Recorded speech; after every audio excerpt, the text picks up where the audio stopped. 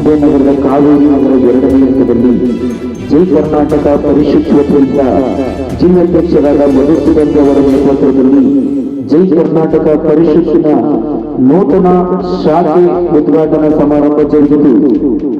ಕಾರ್ಯಕ್ರಮವನ್ನು ಜೈ ಕರ್ನಾಟಕ ಪರಿಷತ್ ರಾಜ್ಯಾಧ್ಯಕ್ಷರಾದ doctor S Narayan ರವರು ದೀಪ ಬೆಳಗುವ ಮೂಲಕ ಉದ್ಘಾಟಿಸಿದರು.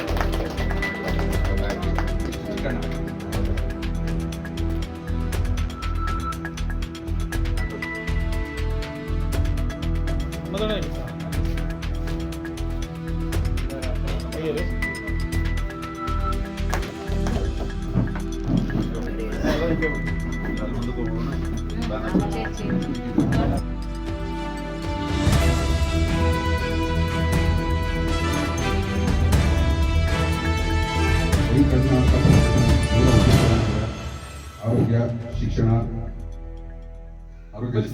ಮತ್ತು ಪರಿಸರ. ಆರೋಗ್ಯ ಅಂತ ಬಂದರೆ ಪ್ರತಿಯೊಬ್ಬರು ಮನೆಯಲ್ಲೂ ವಯಸ್ಸಾದವರು ಇರ್ತಾರೆ.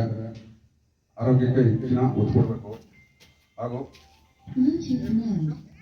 ಪರಿಸರ ನಾವು ಏನ್ ಮಾಡೋದು, ಸಸಿಗಳು ನೆಡಬೇಕು ಅಂದ್ಕೊಂಡಿದ್ವಿ. ಮಳೆ ಬಂದ ಕಾರಣ ಸಸಿಗಳು ನೆಡಕ್ಕಾಗಿಲ್ಲ. ಹಾಗೆ ಶಿಕ್ಷಣ ಒತ್ತು ಕೊಡ್ಬಿಟ್ಟು ನಮ್ಮ ಜೈ ಕರ್ನಾಟಕ ಪರಿಷತ್ತಿಂದ ನಾವೆಲ್ಲ ಸಂಘಟನೆ ಮಾಡ್ಕೊಂಡಿದ್ವಿ. ಮತ್ತೆ ನಾವು ಕಾವೇರಿ ನಗರ ಹಿತರಕ್ಷಣಾ ವೇದಿಕೆ ಅಂತ ಮಾಡ್ಕೊಂಡಿದ್ವಿ. ನಮ್ಮ ಈಗ ದೇವೇಗೌಡರು ಅವರು ಉಪಾಧ್ಯಕ್ಷರಾಗಿದ್ದಾರೆ. ನಾವು ಡೈರೆಕ್ಟರ್ ಆಗಿದ್ದೀನಿ. ಇಲ್ಲಿ ನಾವು ಏನಕ್ಕೆ ಅಂದ್ರೆ ಸಂಘಟನೆ ಇಟ್ಟಿರೋದು ಮೂಲ ಅಂದ್ರೆ ಈ ರಸ್ತೆ ಅಭಿವೃದ್ಧಿ ಆಗಲಿ. ನಮ್ಮ ನಾರಾಯಣ್ ಸರ್ ಹೇಳಿದಂಗೆ ಇವರು 2004-5 ಬಂದಿದ್ದು ಇಲ್ಲಿಗೆ. ನಾನು ಅವಾಗ ಮನೆ ಕಟ್ತಾ ಇದ್ದೆ. ನಮ್ಮ ಮನೆಗೆ ಬೋರ್ ತೋಡ್ದವ್ರು ಅವರನ್ನೇ, ಇಲ್ಲೇ ಪಕ್ಕದಲ್ಲಿ ಪುಟ್ಸಮ್ಮನವರು ಇದ್ರು, ಹೋಗ್ತಿರೋಗ್ಬಿಟ್ಟು ಅವ್ರ ಮನೆಯಲ್ಲೇ ಬಾಡಿಗೆ ಇದ್ದು. ಅವ್ರು ಹೇಳ್ದಂಗೆ ಅವಾಗ ಬಂದು ಈ ರಸ್ತೆ ಹಾಗೆ ಇದೆ. ನಾವು ಮೊದಲು ಮೂಲ ಉದ್ದೇಶ ಸಂಘಟನೆ ಏನಂತ ಹೇಳಿದ್ರೆ ರಸ್ತೆ ಪರಿಸರ ಮತ್ತೆ ನೋಡಿ ನೀಟಾಗಿ ಕ್ಲೀನ್ ಆಗಿಲ್ಲ, ಇದೆಲ್ಲ ಅವುಗಳು ಬಂದು ಸೇರ್ಕೊಂಡಿದೆ. ಇದನ್ನೆಲ್ಲ ಸ್ವಚ್ಛತೆ ಮಾಡಬೇಕು. ನಮ್ಮ ಏರಿಯಾ ಬಡಾವಣೆ ನೀಟಾಗಿದ್ರೆ, ಈಗ ಅನ್ನಪೂರ್ಣೇಶ್ವರಲ್ಲಿ ನಮ್ಮ ನಾರಾಯಣ ಸರ್ ಮನೆಗೆ ಇದು ಮಾಡಿದ್ದಾರೆ, ಅಲ್ಲಿ ಎಷ್ಟು ನೀಟಾಗಿದೆ ಅಂತ ಹೇಳಿದ್ರೆ ಪ್ರತಿ ಬಡಾವಣೆಗಳಿಗೂ ರಸ್ತೆಗೆ ರೋಡ್ ಹಾಕಿದ್ದಾರೆ. ಎಷ್ಟು ಯಾವ ಕ್ರಾಸು. ಈಗ ನಮ್ಮ ಬಡಾವಣೆಗೆ ರೋಡೇ ಇಲ್ಲ. ಪಂಚಾಯತಿಯವರು ಯಾರು ತಲೆ ಕೆಡಿಸ್ಕೊತಾ ಇಲ್ಲ. ಈಗ ನಮ್ಮ ಸಂಘಟನೆ ಮೂಲಕ ಆದ್ರೂ ಕಾವೇರಿ ನಗರ ಹಿತರಕ್ಷಣಾ ವೇದಿಕೆ ಮತ್ತು ಜೈ ಕರ್ನಾಟಕ ಪರಿಷತ್ತು ಎರಡೂ ಸೇರಿ ಎಲ್ಲ ಒಗ್ಗಟ್ಟಾಗಿ ಮತ್ತೆ ರಸ್ತೆ ಅಭಿವೃದ್ಧಿ ಇರ್ಬೋದು, ಕುಡಿಯೋ ನೀರಿನ ಸೌಲಭ್ಯ ಇರ್ಬೋದು, ಮತ್ತೆ ನಮ್ಮ ಸಂಘಟನೆ ಮೂಲಕ ಪ್ರಾಣಿಗಳಿಗೆ ಹೊಂಡಗಳನ್ನು ತೋರಿಸಿ ಈಗ ತಾನೇ ಹೇಳಿದರೆ ಒಂದು 10 ರೆಡಿಯಾಗಿದೆ. ಇನ್ನೂ ಒಂದು ಹೆಚ್ಚಿನ ಶಕ್ತಿ ಕೊಡಲಿ. ಪ್ರಾಣಿ ಪಕ್ಷಿಗಳಿಗೆ ಕುಡಿಯೋಕೆ ನೀಡ್ತಾ ಇದ್ದೀವಿ. ಮತ್ತೆ ಆರೋಗ್ಯ ಇದಂತ ನಮ್ಮ ಯಾತಕ್ಕೋಸ್ಕರ ನಾವು ಈ ಪರಿಷತ್ತನ್ನ ಸಾಕಿಗಳಲ್ಲಿ ಮಾಡ್ತಾ ಇದೀವಿ ಅಂದ್ರೆ ಇಲ್ಲಿ ಸಾಕಷ್ಟು ಸಮಸ್ಯೆಗಳಿರ್ತವೆ. ನಾನು ನೋಡಿದ್ದೀನಿ ಹೆಚ್ಚು ಕಮ್ಮಿ ಈಗ ಒಂದು 2000 ನಾನು 4 ಅಥವಾ 3ರಲ್ಲಿ ನಾನು ಇಲ್ಲಿಗೆ ಬಂದಾಗ 2006ರಲ್ಲಿ ಬಂದೆ. ಆ ಟೈಮಿಂದ ಹೇಗಿತ್ತು ರಸ್ತೆ ಹಾಗೇ ಇದೆ. ಇಲ್ಲಿ ಯಾವುದೇ ತರದ ಯಾವುದೇ ಬದಲಾವಣೆ ನಾನು ನೋಡಿಲ್ಲ. ಯಾಕೆಂದ್ರೆ ಇದು ಪಂಚಾಯತಿನಲ್ಲಿ ಇದ್ದಂತ ಸಮಯದಲ್ಲಿ ನಾನು ಯಾಕೆ ಇದನ್ನ ಹೇಳ್ತಾ ಇದ್ದೀನಿ ಅಂದ್ರೆ, ಒಂದು ಪರಿಷತ್ ಅಂತಂದಾಗ ಒಂದು ಸಮೂಹ ಕೂತ್ಕೊಂಡು ಇದನ್ನ ಮಾಡಿದ್ರೆ, ಈ ಚರ್ಚೆ ಮಾಡಿದ್ರೆ, ಈ ಪ್ರಶ್ನೆಗಳನ್ನ ಮಾಡಿದ್ರೆ ಆಗಷ್ಟೇ ನಿಮ್ಗೆ ಇಲ್ಲಿ ಅಭಿವೃದ್ಧಿ ಕಾಣಕ್ಕೆ ಸಾಧ್ಯ. ಇಲ್ಲಾಂದ್ರೆ ಖಂಡಿತವಾಗ್ಲೂ ಅದು ಅಭಿವೃದ್ಧಿ ಆಗೋದಿಲ್ಲ.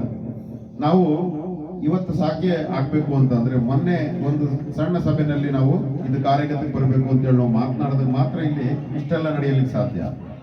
ನಾನು ಯಾಕೆ ಇದನ್ನ ಹೇಳ್ತಾ ಇದ್ದೀನಿ ಅಂದ್ರೆ, ಇವತ್ತು ನೀವು ನೋಡ್ತಾ ಇದ್ದೀರಾ ಯಾವುದೇ ರೀತಿಯಾದಂತಹ ಶಿಕ್ಷಣಕ್ಕೆ ಯಾರೂ ಕೂಡ ತಲೆ ಕೆಡಿಸ್ಕೊಳ್ತಾ ಇಲ್ಲ.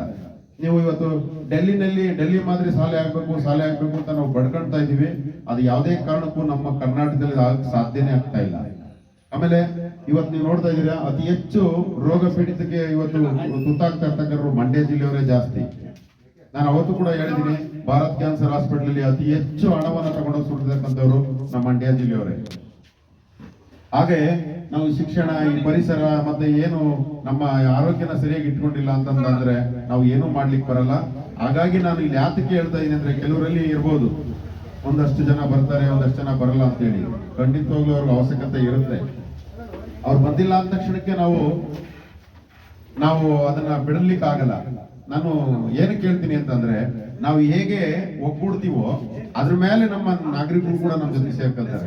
ನಾವೇನಾದ್ರೂ ಕೆಲಸ ಮಾಡ್ತಾ ಇದೀವಿ ಅನ್ನೋದನ್ನ ತೋರಿಸ್ಬೇಕು. ನಾವೇ ಕೆಲಸ ಮಾಡದೇನೆ ನಾವು ಒಂದು ಏನೋ ಬ್ಯಾನರ್ಗೋಸ್ಕರನೋ ಇಲ್ಲ ವಿಸಿಟಿಂಗ್ ಕಾರ್ಡ್ಗೋಸ್ಕರ ನಾವು ಕೆಲಸ ಮಾಡೋದಲ್ಲ. ನಾವೇನಾದ್ರೂ ಕೆಲಸ ಮಾಡಿ ತೋರಿಸ್ಬೇಕು. ಮತ್ತು ಕಾರ್ಯಕ್ರಮದ ಇಂದಿನ ನೂತನ ಅಧ್ಯಕ್ಷರಾದಂತಹ ಮಧುರವರೇ ಮತ್ತು ಕರ್ನಾಟಕ ಪರಿಷತ್ನ ಕರ್ನಾಟಕ ಪರಿಷತ್ನ ರಾಜ್ಯಾಧ್ಯಕ್ಷರಾದಂತಹ ಡಾಕ್ಟರ್ ನಾರಾಯಣ್ ಸರ್ ಅವರೇ ಮತ್ತು ಉಪಾಧ್ಯಕ್ಷರಾದಂತಹ ಸ್ವಾಮಿ ಸರ್ ಅವರೇ ಮತ್ತು ಎಲ್ಲ ನನ್ನ ಪರಿಷತ್ನ ಎಲ್ಲ ಪದಾಧಿಕಾರಿಗಳೇ, ನನ್ನ ಸಹೋದರ ಸಹೋದರಿಯರೇ ಹಾಗೂ ನನ್ನ ಮಹಿಳಾ ಪದಾಧಿಕಾರಿಗಳೇ ಹಾಗೂ 2ನೇ ಹಂತದ ಎಲ್ಲ ನನ್ನ ನಾಗರಿಕ ಬಂಧುಗಳೇ, ಇವತ್ತು ನಾವು ಮಂಡ್ಯ ನಗರದ 3ನೇ ಶಾಖೆ ಉದ್ಘಾಟನಾ ಸಮಾರಂಭವನ್ನು ಇವತ್ತು ಹಮ್ಮಿಕೊಂಡಿದ್ದೀವಿ. ಕಾರ್ಯಕ್ರಮ ಸ್ವಲ್ಪ ತಡವಾಗಾದ್ರೂ ಪರವಾಗಿಲ್ಲ, ನಮ್ಮ ನಿರೀಕ್ಷೆಗಿಂತ ಹೆಚ್ಚಿನ ಪದಾಧಿಕಾರಿಗಳೆಲ್ಲ ಸೇರಿದ್ದೀರಾ. ಎಲ್ಲರಿಗೂ ಆದರದ ಸ್ವಾಗತವನ್ನು ಬಯಸ್ತಾ ಈ ಕಾರ್ಯಕ್ರಮ ಯಶಸ್ವಿಯಾಗಲಿ.